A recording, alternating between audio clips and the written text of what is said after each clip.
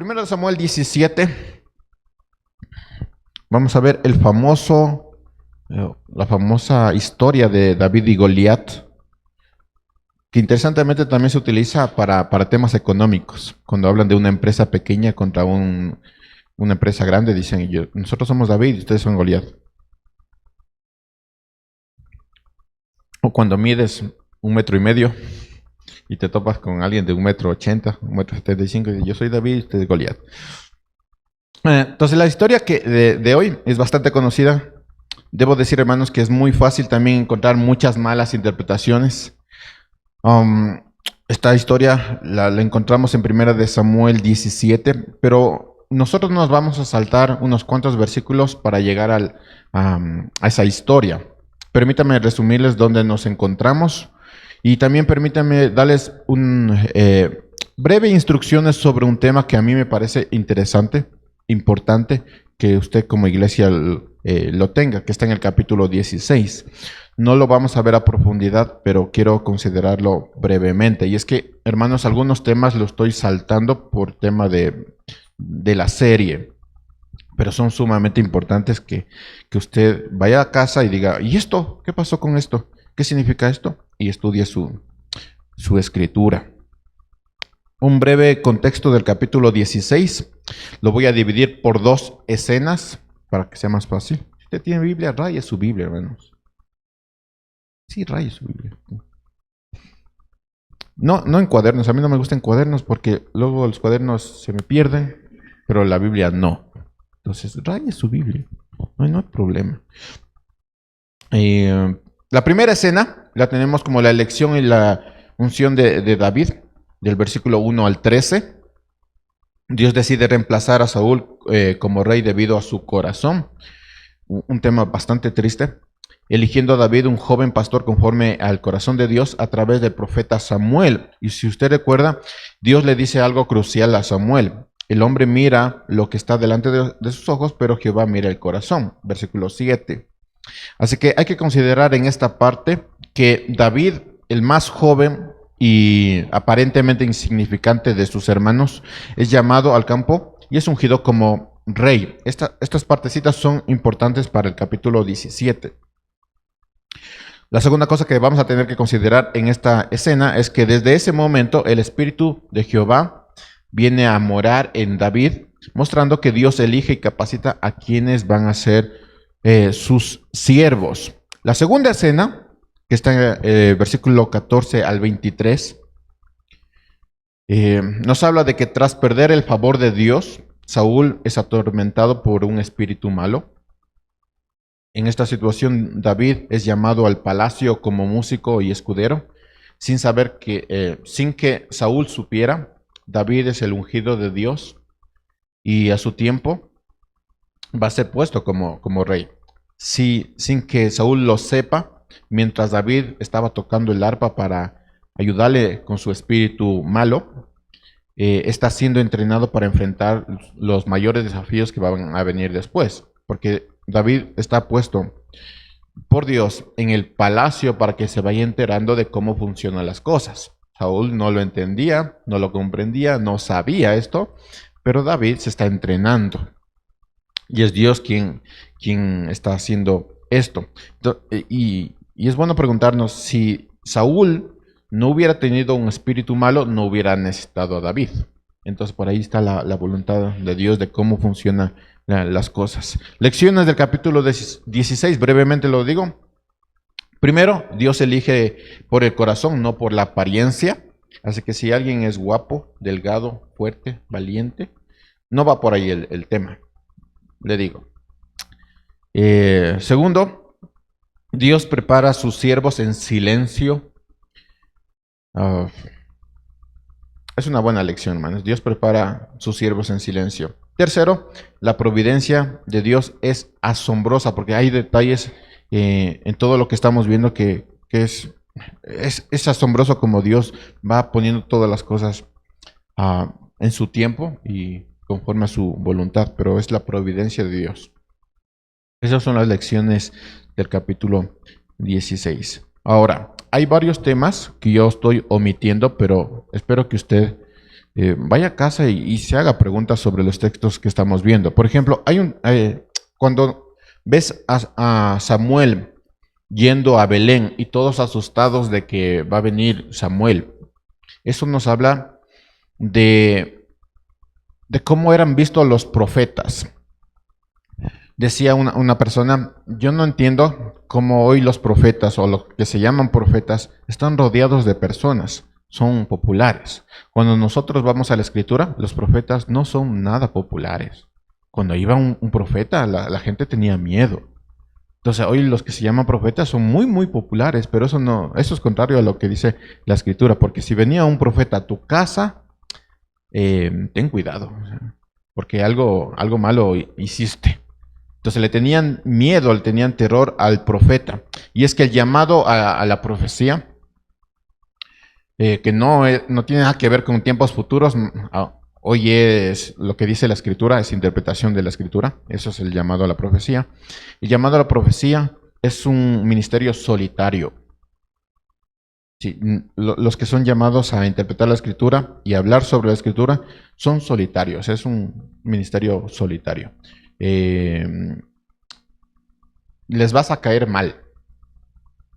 Por más amigos que sean, es muy difícil que te inviten a un cumpleaños o algo así. Muy difícil. Porque hay ese sentimiento que no solo es de respeto, sino que es como... es raro, hermanos. Por los que interpretan la escritura no tienen amigos, tienen seguidores. Entonces es muy raro que tengan amistades, que tengan encuentros sociales, porque ese es el ministerio. Así que si te vas a meter en el tema de interpretación de pastorado, acuérdate de esto. O sea, los pastores muy rara vez tienen amigos. Y si tienen amigos son muy, muy poquitos. Uno, chévere. Dos, ya es exageración, ya es avaricia, hermano. Entonces, es muy solitario ese tema de la profecía, del llamado a ser profeta. Entonces, eso lo vemos en todo el Antiguo Testamento. Y si comparamos con lo que hoy estamos viendo en las dichosas iglesias proféticas, pues hay un problema, ¿no? Porque los profetas no son nada populares, o no deberían ser nada populares, porque lo que hablan es juicio. Eso es uno de los temas que estamos viendo con Samuel, pero hay otro tema, hermanos, que no lo voy a tomar profundamente, pero sí quiero darles unas instrucciones. Versículo 13. Capítulo 16, versículo 13. Entonces Samuel tomó el cuerno de aceite y lo ungió en medio de sus hermanos. Y el Espíritu del Señor vino poderosamente sobre David desde aquel día en adelante. Versículo 14.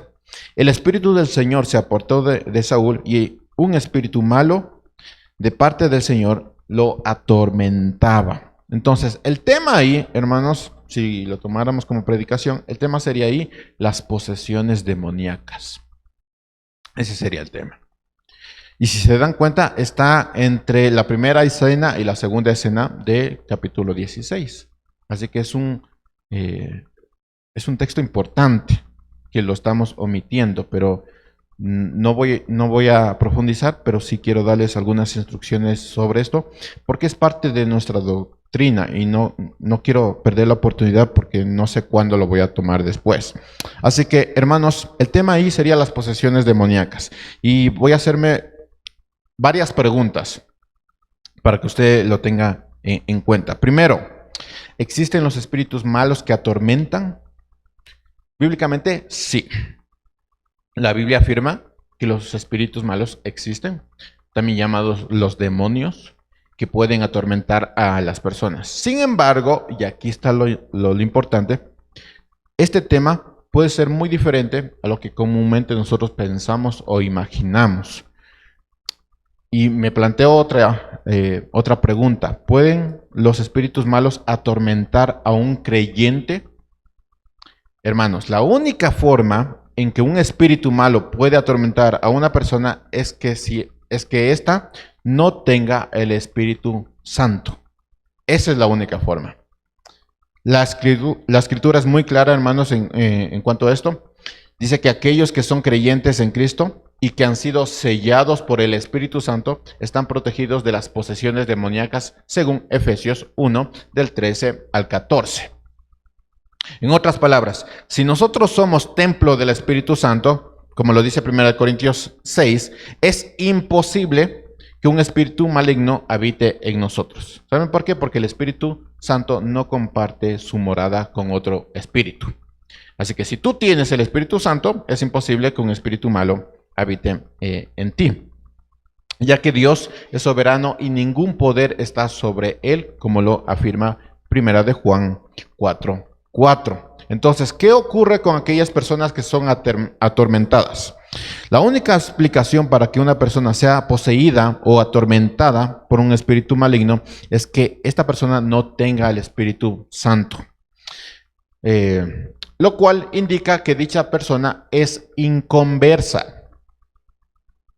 Esto concuerda con el relato del hombre poseído por la legión de demonios en Marcos 5, que vivía bajo el control de esta legión hasta que Jesús intervino. Entonces vivía bajo el control de estos demonios hasta que Jesús intervino. Los creyentes, hermanos, por su parte, han sido trasladados del reino de tinieblas al reino de la luz, como lo afirma Colosenses.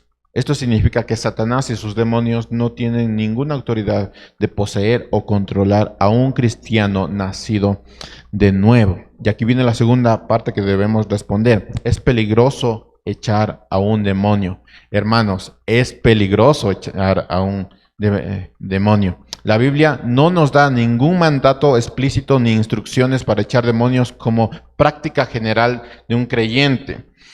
No lo tenemos en la Escritura.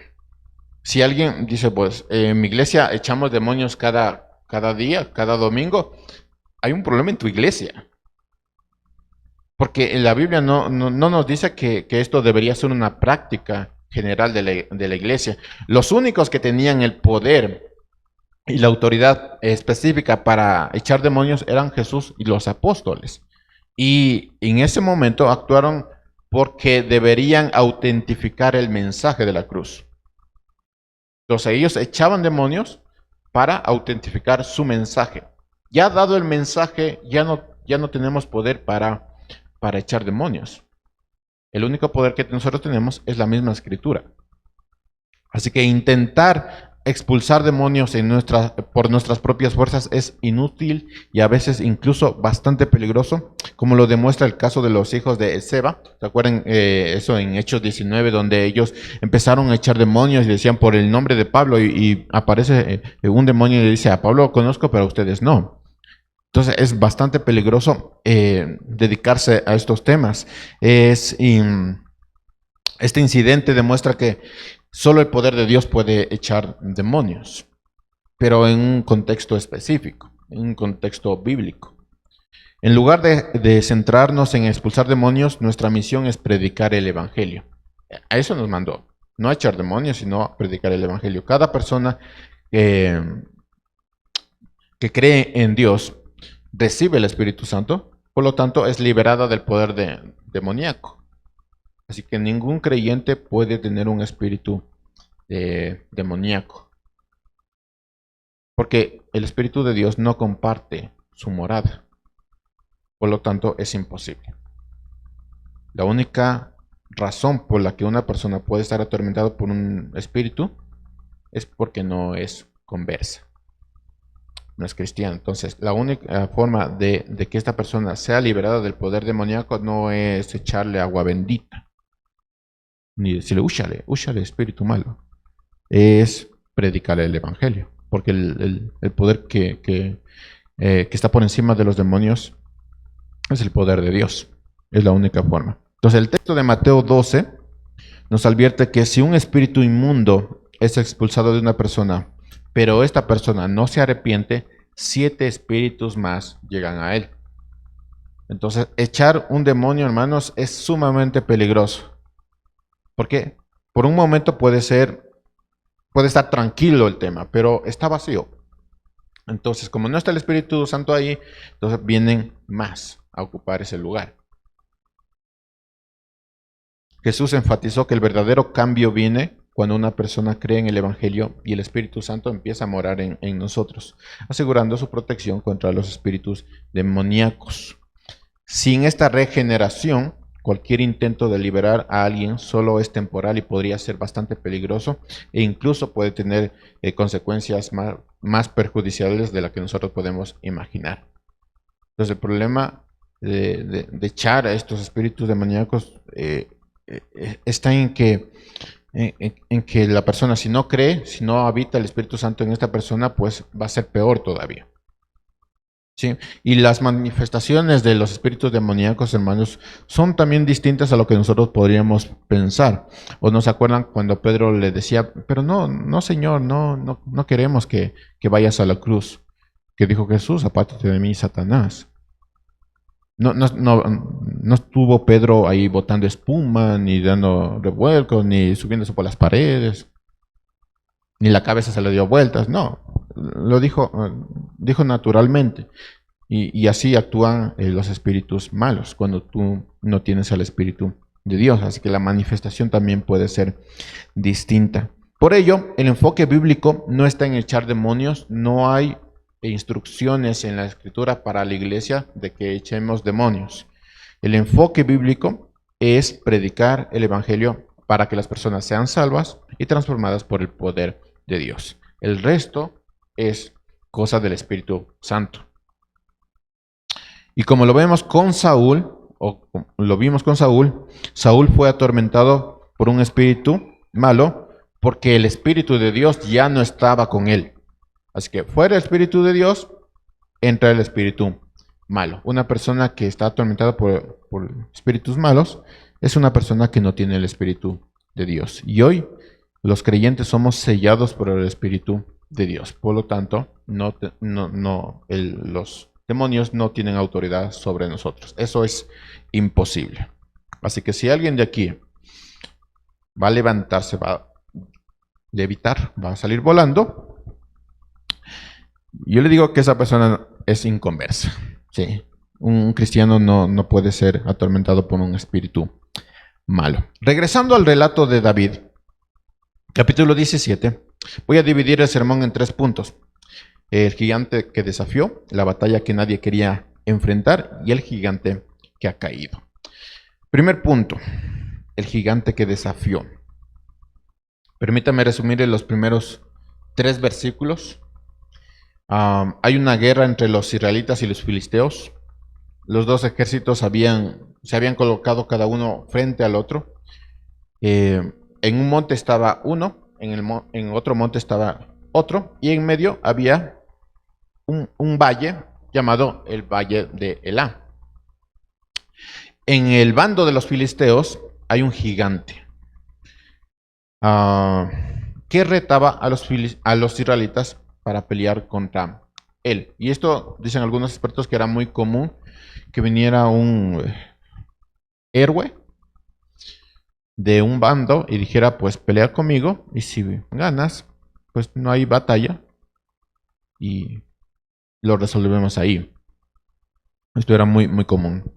El autor de Samuel se toma el tiempo para describir a este soldado llamado Goliat. Y hermanos, es bastante interesante cómo el autor de Samuel va describiendo algunas cosas y al final cambia la situación, cambia el relato. Versículo 4. Entonces los ejércitos de los filisteos salió un campeón llamado Goliat de Gat, cuya estatura era de 6 codos y un palmo, es decir, casi 3 metros.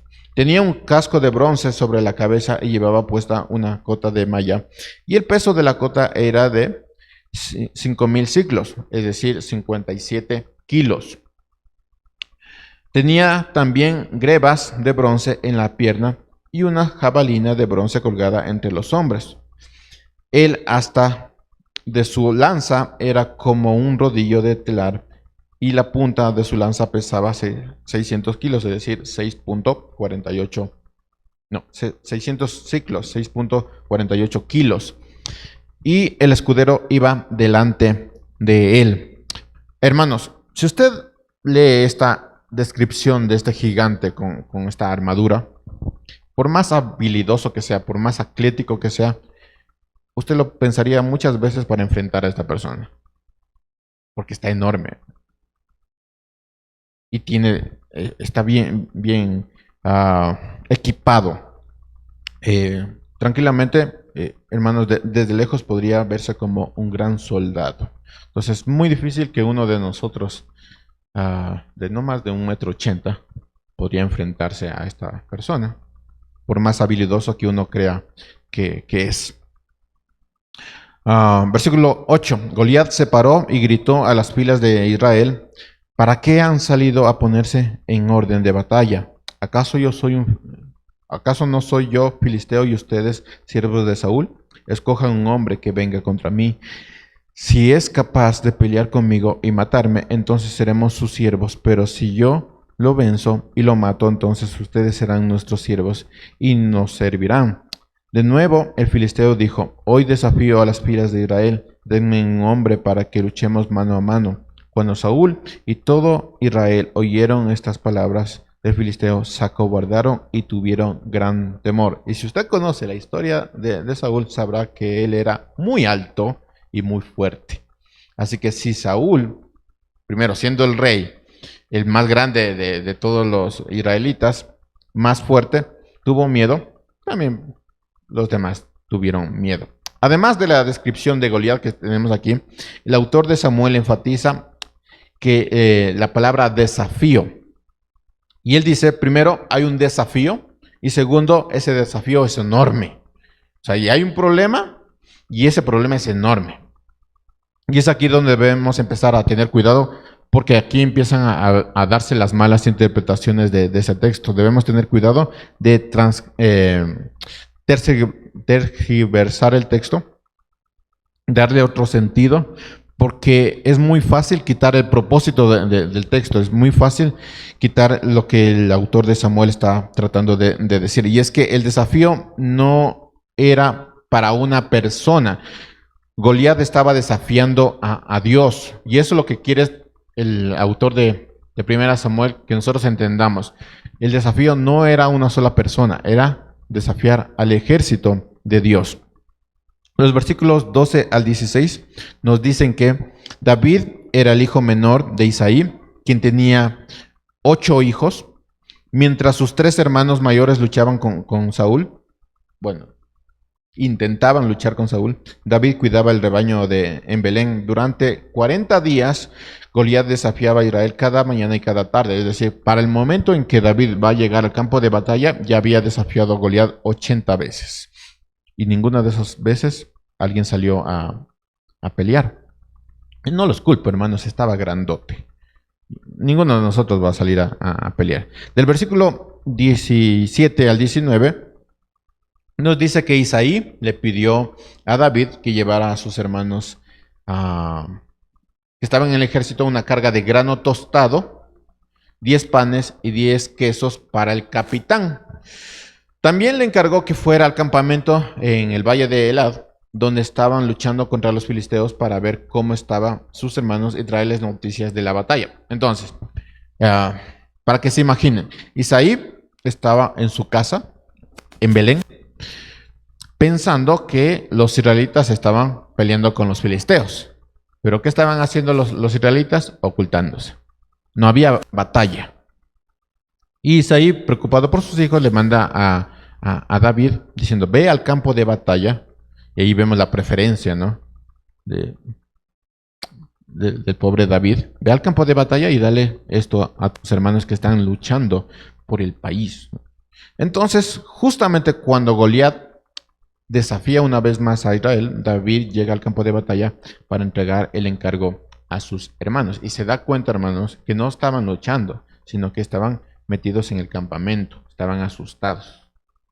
Versículo 24. Cuando todos los hombres de Israel vieron a Goliat, huyeron de él y tenían gran temor. Y los hombres de Israel decían: ¿han visto a este hombre que sube?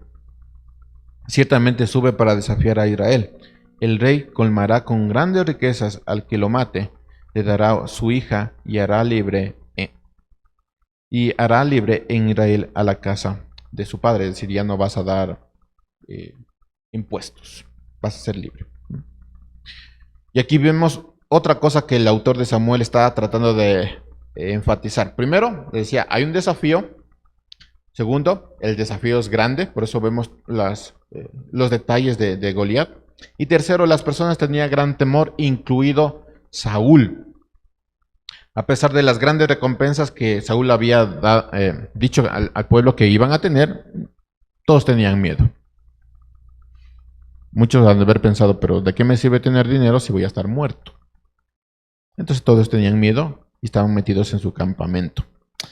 Y pregunta David, versículo 26. Entonces David preguntó a los que estaban junto a él, ¿qué harán por el hombre que mate a este filisteo y quite el oprobio de Israel? ¿Quién es este filisteo incircunciso para desafiar a los escuadrones del Dios viviente? Y el pueblo le respondió según aquella palabra, así se hará al hombre que lo mate. ¿Qué le respondió? Se le dará la hija del rey, se le colmará de riquezas y va a ser libre su casa. Después de esto, vemos un poquito, hermanos, del por qué Dios desechó al hermano mayor de David. Versículo 28. Eliab, el hermano mayor, su hermano, oyó cuando él hablaba con los hombres y se encendió la ira de Eliab contra David y le dijo, ¿para qué has descendido acá? ¿Con quién has dejado aquellas pocas ovejas en el desierto? Yo conozco tu soberbia y la maldad de tu corazón, que has descendido para ver la batalla. Básicamente le estaba diciendo chismoso. Yo te conozco, sé que eres chismoso, sé por qué has venido aquí. ¿Por qué no estás con tus ovejas? Versículo 30. Versículo 28. Pero David respondió, ¿qué he hecho yo ahora? No fue solo una pregunta. Entonces se apartó de su lado hacia otro y preguntó lo mismo, y el pueblo respondió lo mismo que antes. Eliab, hermanos, no podía soportar las palabras de David. Ve a su hermano, hermanos, como alguien sin importancia. Ve la actitud de David, una actitud valiente, de ¿por qué pueblos se están dejando intimidar por este incircunciso? Y ve que la actitud de David debería ser la actitud del hermano mayor. Porque si ustedes se acuerdan, cuando el hermano mayor, Eliab, fue presentado delante de Samuel, Samuel dijo, ¡ay, Dios mío, este es enorme! Este es el rey, ¿no? Pero no, Dios dice que lo desechó. Entonces, Eliab está viendo la actitud de David como la actitud que él tenía y se enoja. Es como cuando tú tienes un matrimonio bueno y alguien tiene un matrimonio malo y se enoja contigo. Así pasa. Es lo que estaba pasando con Eliab.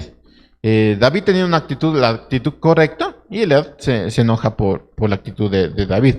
Es probable, hermanos, que Eliab aún tenga presente el momento en que David fue ungido delante de él, porque si ustedes se imaginan toda esta escena cuando David fue ungido, están todos los hermanos, estos hermanos grandotes y bellos, y viene David, el más pequeñito, y es ungido delante de todos los hermanos. Y todos los hermanos veían eso. Y el más grande vio eso. Entonces posiblemente tenía presente esa situación de, fuiste escogido por encima de mí.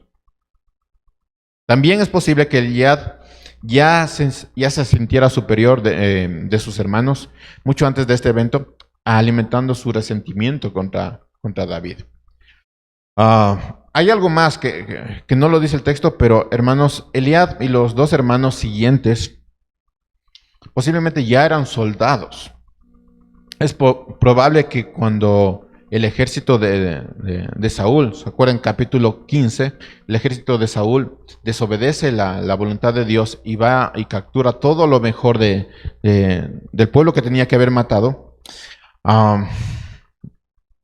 Eliab y sus dos hermanos siguientes posiblemente estaban en ese ejército.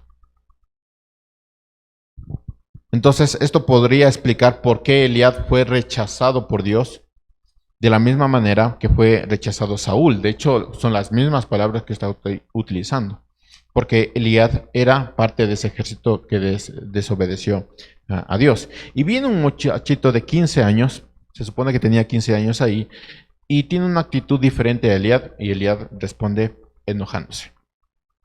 El autor de Samuel enfatiza que hay un desafío, el desafío es grande, las personas tenían gran temor, incluido a Saúl, y aquí viene esta partecita. David descubre que el desafío no solo provenía de Goliat, sino también provenía de su mismo pueblo y también de su propia familia, porque tenía al pueblo asustado y a su familia en contra del mismo David.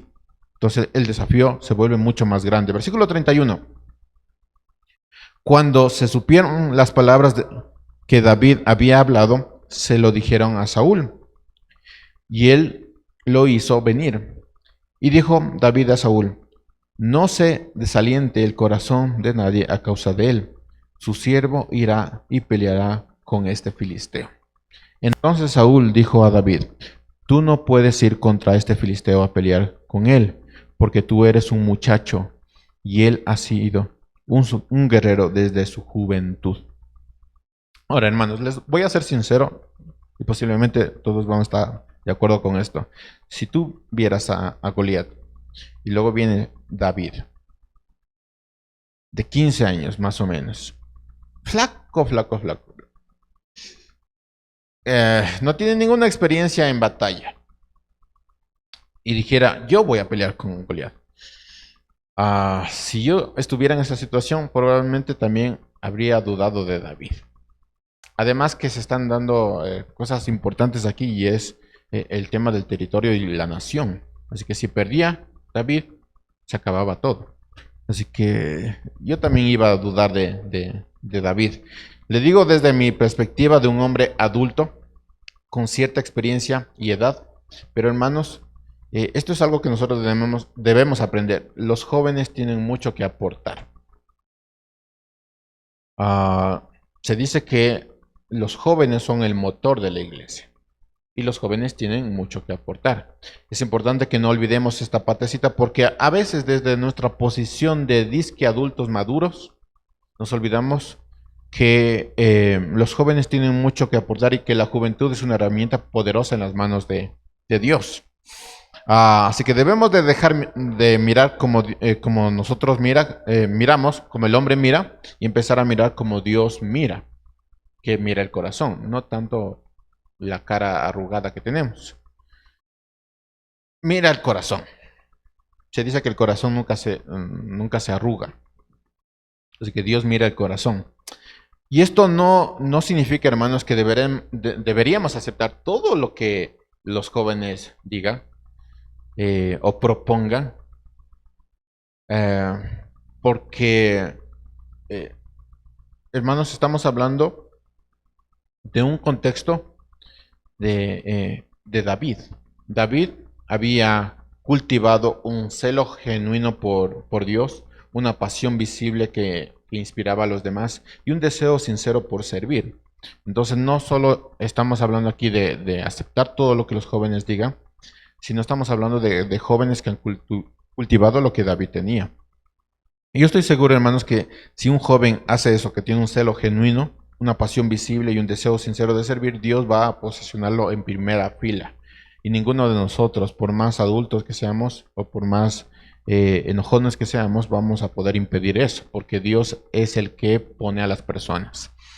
Entonces, si tú, joven, inculcas esto en tu vida, entonces vas a tener la oportunidad de estar en primera fila. Y si se han dado cuenta, hermanos, a veces los jóvenes quieren estar en primera fila sin cultivar su corazón.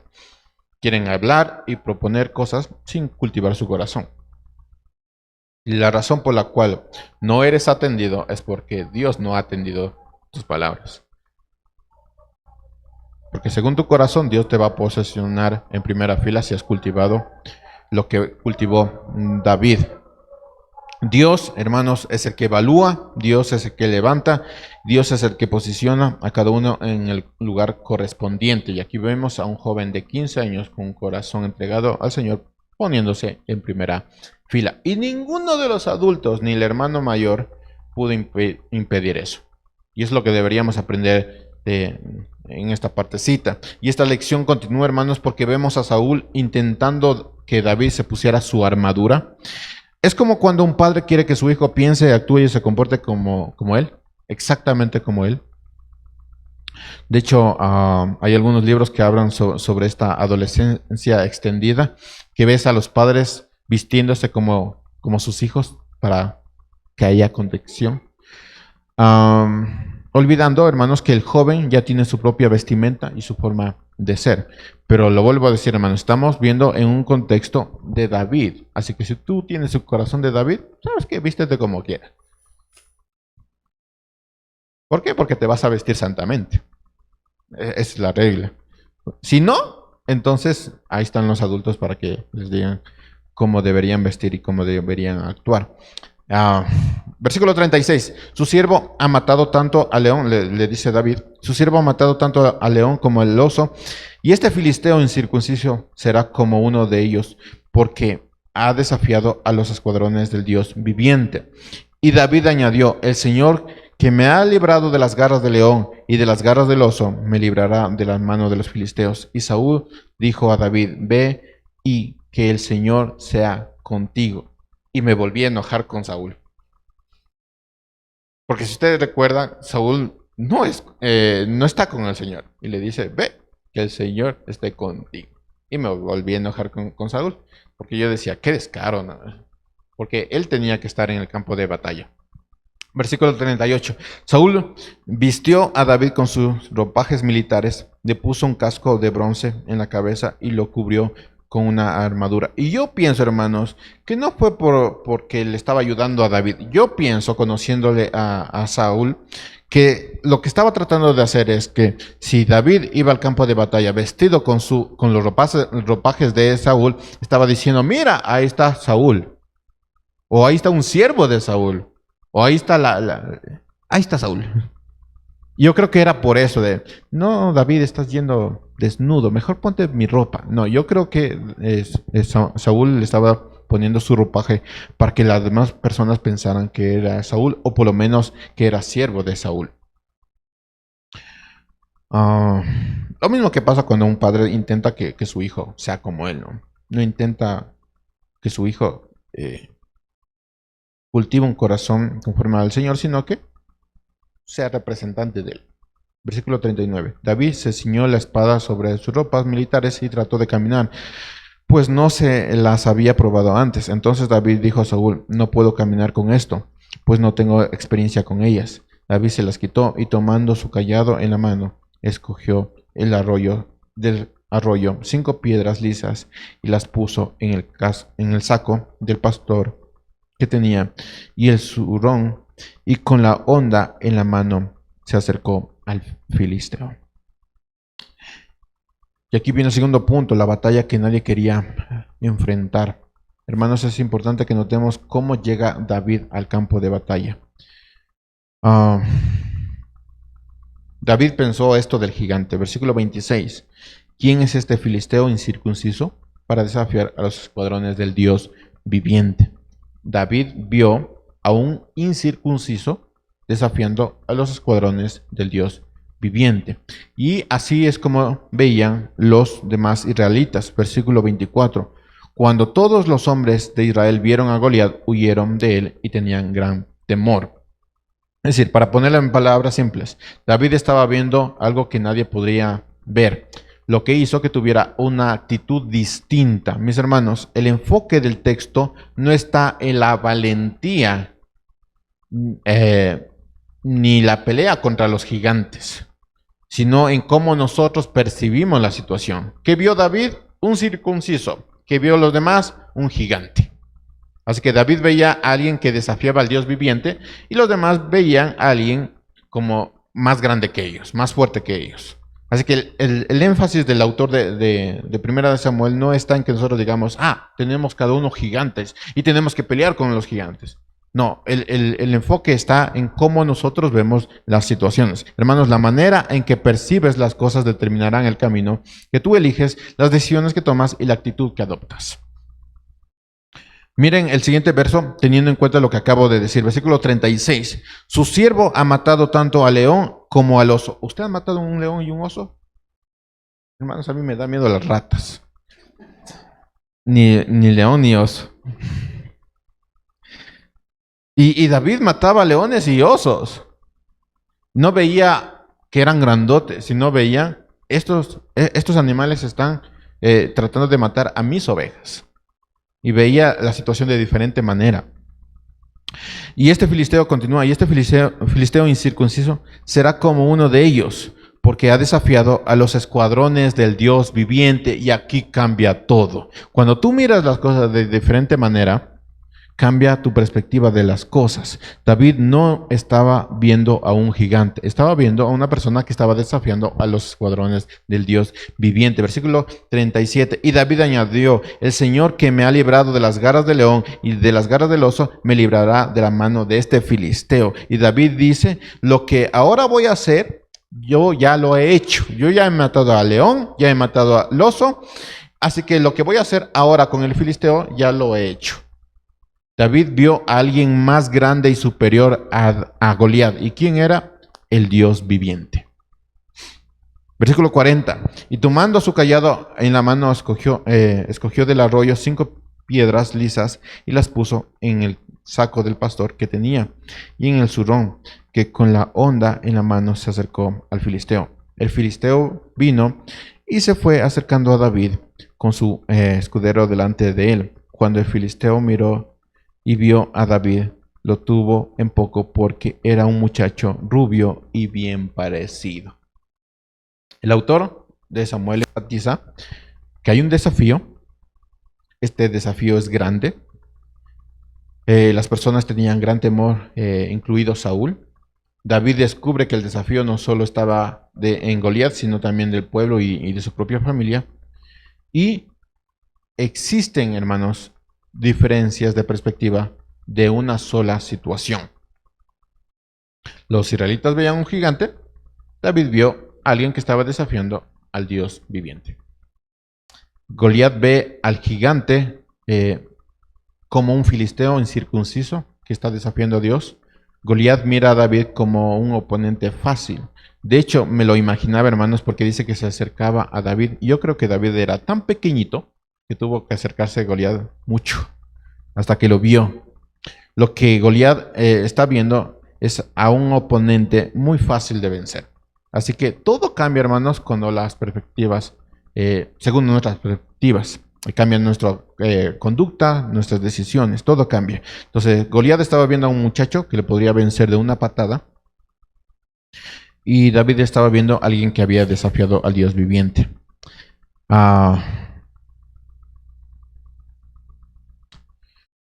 Versículo 43. Y el filisteo dijo a David, ¿acaso soy un perro que vienes contra mí con palos? Y el filisteo maldijo a David por sus dioses. También dijo el filisteo a David, ven a mí y daré tu carne a las aves del cielo y a las fieras del campo.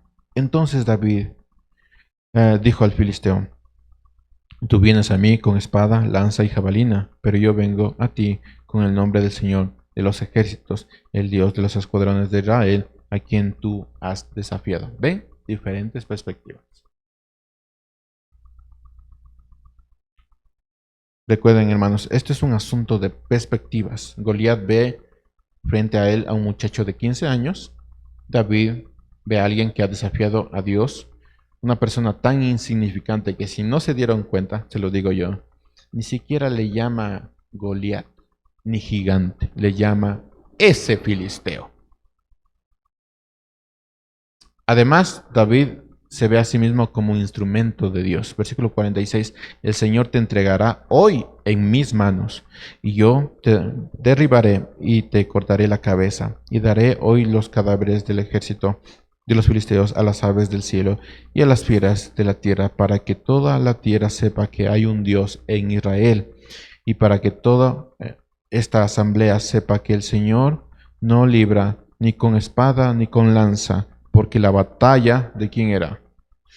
Del Señor, y Él los entregará a ustedes en manos en nuestras manos. Así que, hermanos, la manera en que nosotros percibimos las cosas determinan el camino que elegimos, las decisiones que tomamos y la actitud que adoptamos. ¿Qué acción tomó David según su visión de las cosas?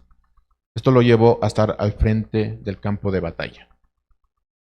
Con 15 años, hermanos, para que no digan, no, tiene 24, todavía es un bebé. Con 15 años, no teniendo ninguna experiencia en matar personas en el ejército, no vio a un gigante, se vio a sí mismo como un instrumento de Dios que pelea las batallas contra un ser insignificante. Y yo me pregunto, hermanos, ¿quién de nosotros se conforma con la indiferencia mientras alguien desafía a Dios? ¿Quién se queda en el campamento en lugar de enfrentar la batalla? ¿Quién entre nosotros se llena de miedo cuando se trata de luchar? ¿Quién de nosotros está dispuesto a ir al campo de batalla? ¿Saben lo que cambia? La forma que nosotros percibimos. La manera en que percibes las cosas determinan el camino que eliges, las decisiones que tomas y la actitud que adoptas. Ahí cambia la situación. Versículo 37, y David añadió, el Señor que me ha librado de las garras del león y las garras del oso, me librará de la mano de este filisteo. Si tú estás realmente consciente de quién es Dios, o si tú estuvieras realmente consciente de quién es Dios, de lo que ha hecho por ti, por tu familia, por tu congregación, estarías frente al campo de batalla. Entonces, cuando alguien diga, hermanos, vamos a hacer un grupo de varones, dirían, yo quiero ahí estar. Porque si tú estás consciente de quién es Dios, de lo que ha hecho por ti, de tu familia y tu congregación, dirías, yo quiero estar primerito en el campo de batalla. Yo quiero empezar un ministerio, yo quiero hacer esto, yo quiero hacer aquello. Yo quiero servir. Yo no quiero estar sentado, yo no quiero estar ocultado, yo no quiero estar haciendo mis cosas, ¿no? Mientras alguien está desafiando a este Dios viviente. Yo quiero estar en el campo de batalla. Entonces la historia de David y Goliat no se trata de los gigantes que nosotros enfrentamos. Problemas lo tenemos todos. Ni del gigante que nos ha librado de las garras, que tiene garras, que parece un león, que parece un oso. La historia de David y Goliat tiene que ver con aquel gigante que está por encima del gigante llamado Goliat. Y ese es el Dios viviente. Así que las diferentes expectativas hacen que nosotros cambien nuestro actuar. Dios es el gigante que debe ser temido. Y mis hermanos, nosotros le tememos más a ese gigante que al mismo Dios que está por encima de todo. Y por eso no estamos en el campo de batalla. Por eso. Porque le tememos más, no sé, a la vergüenza, a equivocarnos, al que dirán, en lugar a ese Dios que nos ha dicho, ve al campo de batalla. El autor de Samuel enfatiza, hay un desafío, el desafío es real, el desafío es grande, las personas tenían gran temor, incluido Saúl. David descubre que el desafío no solo provenía de Goliat, para nosotros lo externo, sino también provenía del pueblo, o sea, de nosotros y también de nuestra propia familia. Existen diferentes perspectivas de una misma situación y la centralidad del texto no está en Goliat, sino en Dios.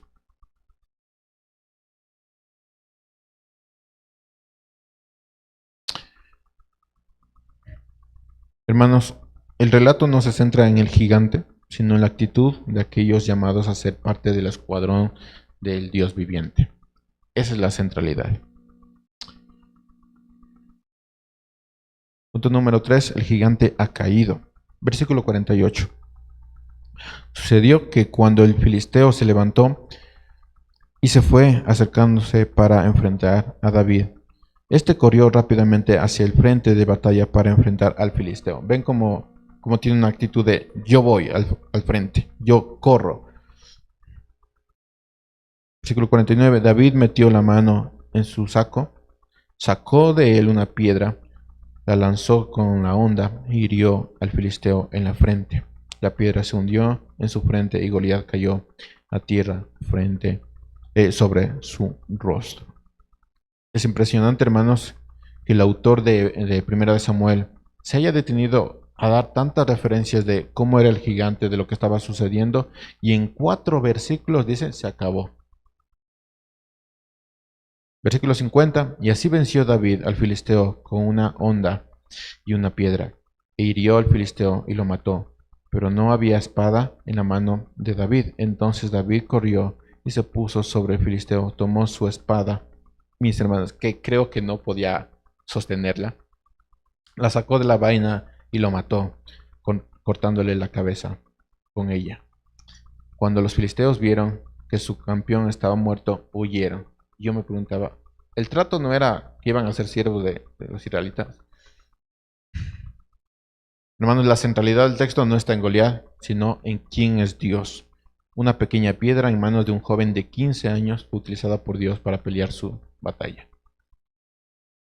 Mis hermanos, no hay nadie que pueda enfrentarse a Dios.